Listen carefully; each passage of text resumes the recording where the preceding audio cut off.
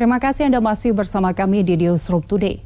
Pemirsa, Kementerian Badan Usaha milik negara BUMN memperluas jaring penanganan penderita COVID-19 ke seluruh provinsi dengan melibatkan pihak swasta.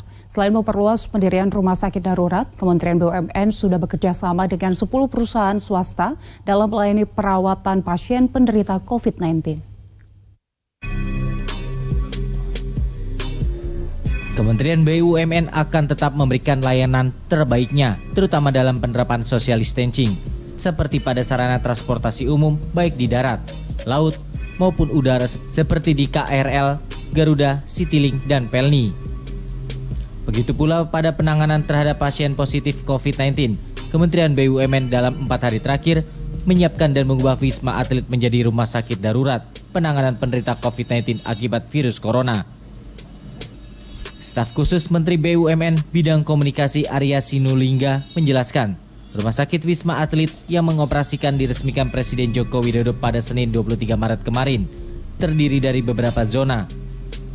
Zona hijau bisa dikunjungi publik, zona kuning yang dialokasikan untuk para tenaga medis dan tenaga non-medis, serta kegiatan perawatan rumah sakit seperti pergantian kasur, selimut, dan lain-lain yang ditangani BUMN Hotel Indonesia atau HIN. Sementara zona merah untuk perawatan pasien dan hanya bisa diakses tenaga medis yang menggunakan APD. Menjawab tantangan perkiraan lonjakan penderita COVID-19, Rumah Sakit Wisma Atlet akan terus meningkatkan pelayanannya. Karenanya, pelayanan pasien positif penderita COVID-19 akan diterapkan dengan metode tahapan berdasarkan klasifikasi penderita. Pertama, bagi penderita positif namun masih bisa beraktivitas, maka akan diterapkan self-isolation atau isolasi di rumah. Kemudian penderita positif dan mulai sulit menjalani aktivitas, maka akan dirawat di Rumah Sakit Darurat Wisma Atlet. Sementara bagi penderita positif yang sudah mengancam keselamatan pasien, maka akan dirujuk ke Rumah Sakit Pertamina Jaya atau rumah sakit rujukan lainnya. Kita sebar sesuai dengan kondisi pasien.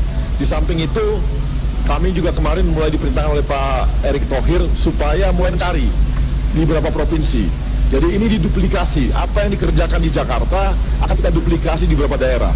Di Semarang, di Bandung, di Surabaya, kami sudah ditugaskan untuk mencari tempat yang bisa menampung banyak orang. Kemungkinannya bekerja sama dengan Kementerian Agama, yaitu memakai asrama haji. Kalau ini dimungkinkan, maka kita akan juga mengejar supaya nanti lokasi-lokasi tersebut bisa kita jadikan rumah sakit darurat untuk corona di beberapa provinsi. Ini juga adalah penyiapan yang kami kerjakan secara cepat. Kementerian BUMN menurut Arya juga terus mencari pasokan tambahan kebutuhan dari produsen luar negeri. Namun mengingat kebutuhan masker yang rata-rata pemakainya untuk 8 jam atau 3 masker per hari per orang, sehingga kebutuhan masker di seluruh dunia juga meningkat. Maka BUMN juga menggerakkan sektor industri untuk berproduksi masker dan APD lainnya untuk memasok kebutuhan di dalam negeri. Sedangkan mengenai distribusi, BUMN merangkul perusahaan swasta membentuk jaring distribusi ke seluruh daerah yang ditentukan.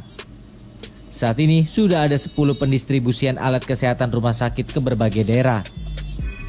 BUMN juga bekerja sama dengan berbagai platform seperti Gojek, Grab, Halodoc, Sobat Dokter, dan lainnya guna menyalurkan kebutuhan medis dan obat-obatan, dan bahkan mengantarkan tenaga medis untuk pemantauan bagi para pasien yang menjalani self-isolation atau isolasi di rumah masing-masing.